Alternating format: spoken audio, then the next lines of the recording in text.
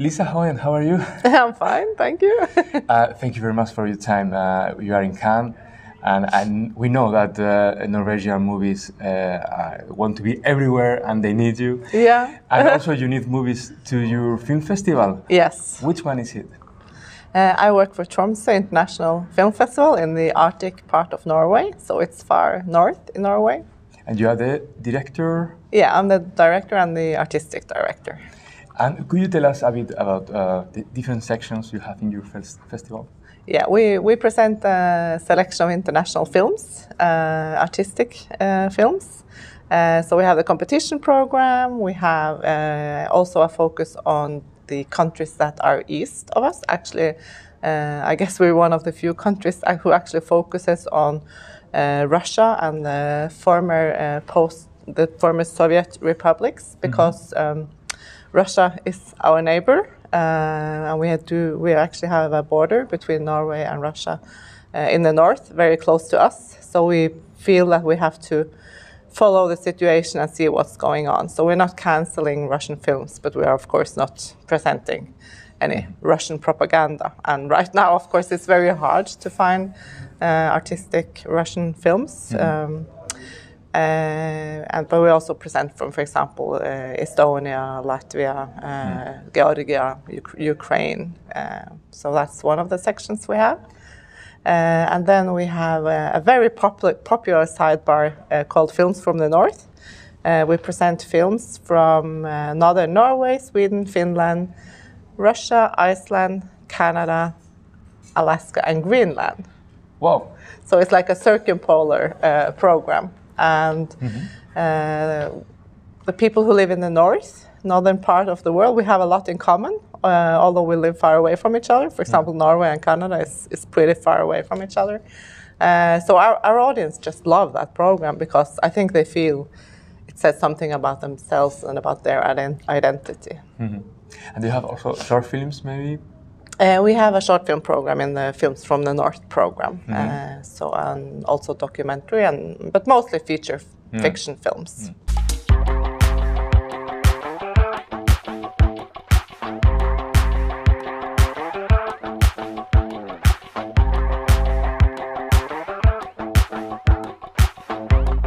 And is there any maybe relationship with Latin American movies, Latin American countries?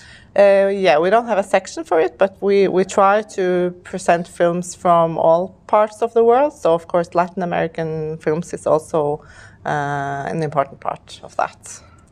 And then we were watching or looking for TROMSØ in Google Maps. It's far, far, far away from Oslo, it's in the north. Yeah. Why did you choose that place for the festival? It's because we had a very active and engaged cinema director 34 years ago when we started, and he felt that in Norway we only presented American movies like the US, and there was hardly any international films that was bought for Norway. So that's why he started the festival, to present films that was not from the US actually.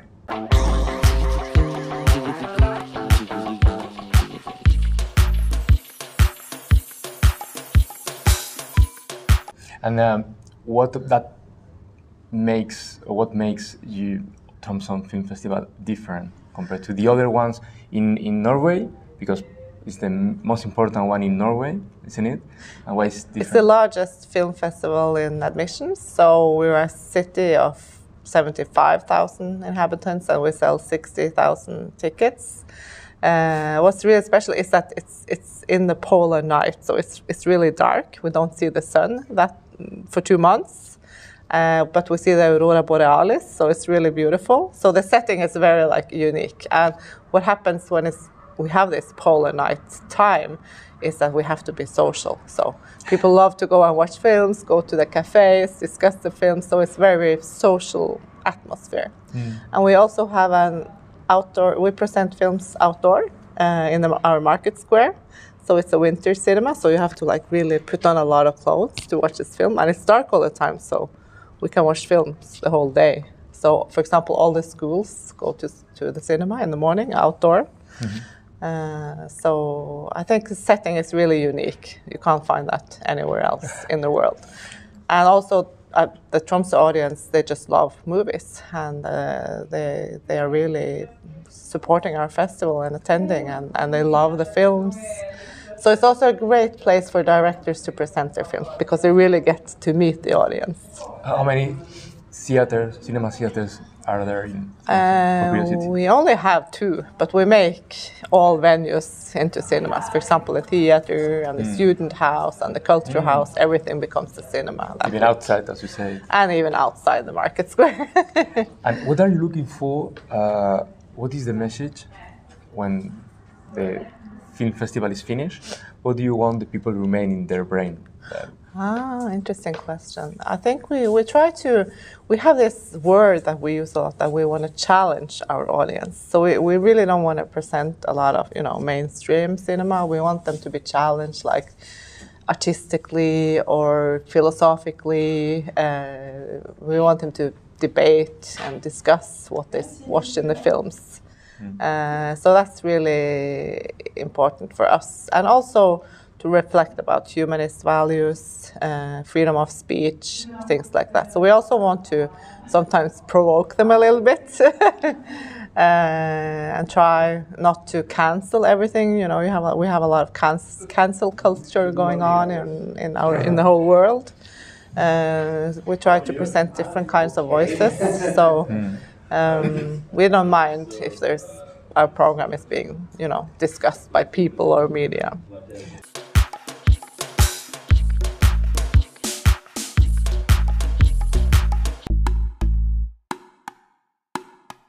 Talking about freedom of speech, you said that you still program in Russian movies, whereas here in Cannes, if I'm not wrong, the only movies from Russia are the ones that directors live in Europe. Yeah.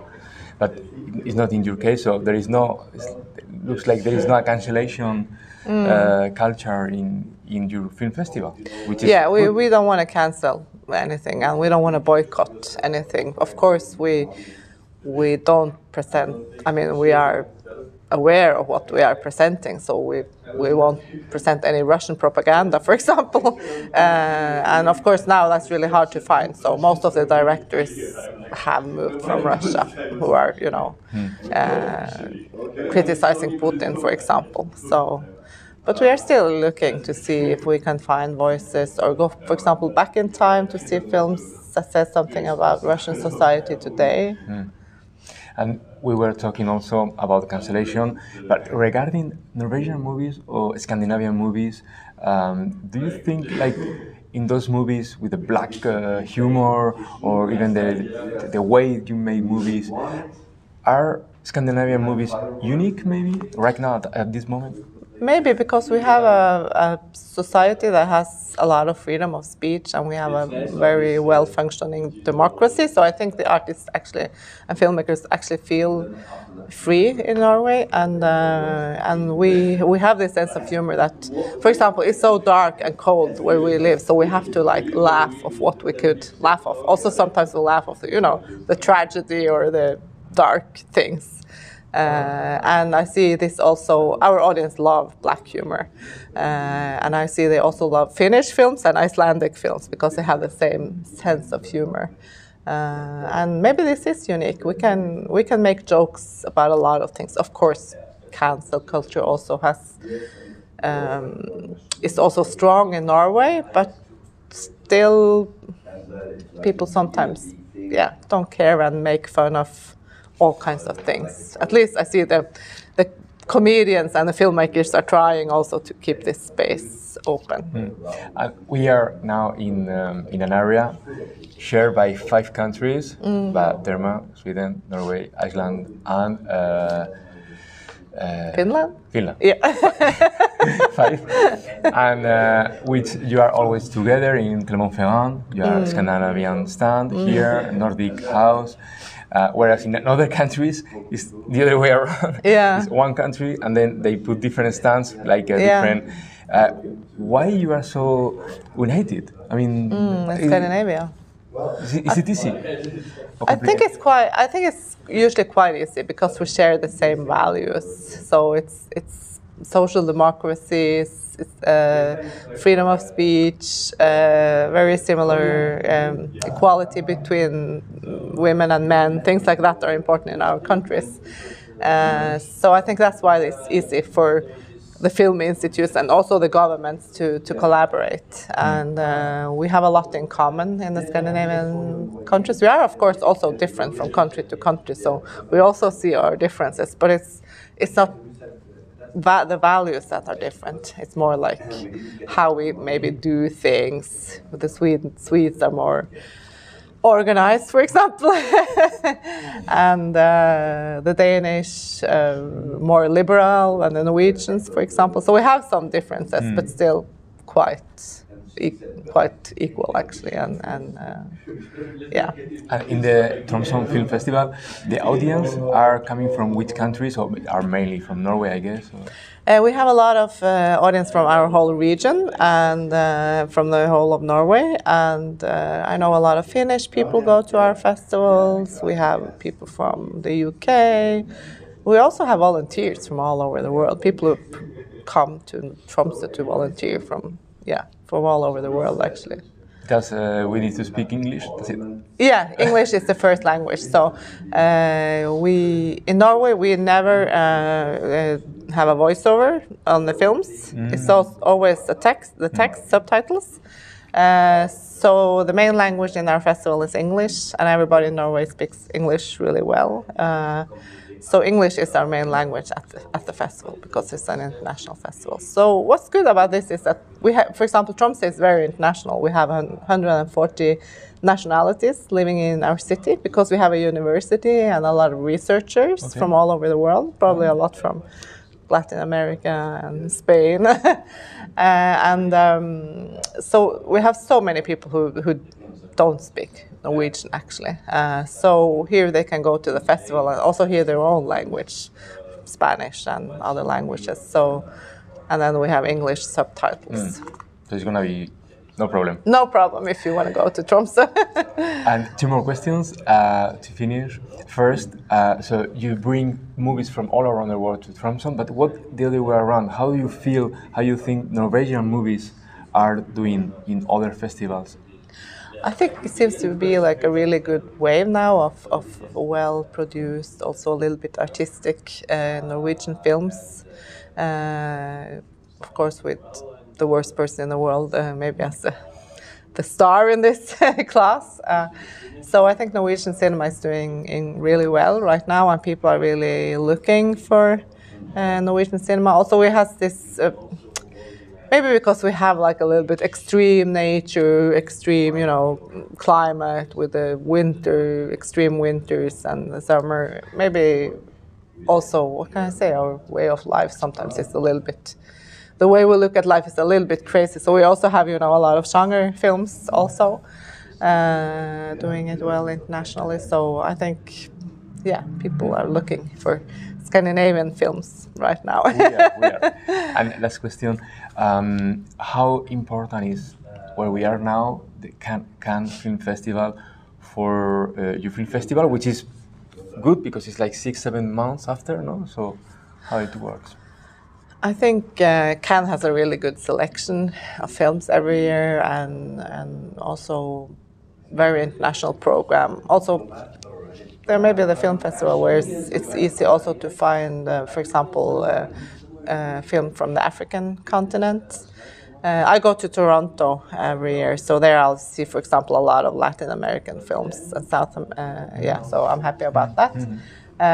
But I think Cannes is really important. They have very good quality on the program, and also it's, of course, a meeting place for everyone where we can meet and have meetings and meet new people.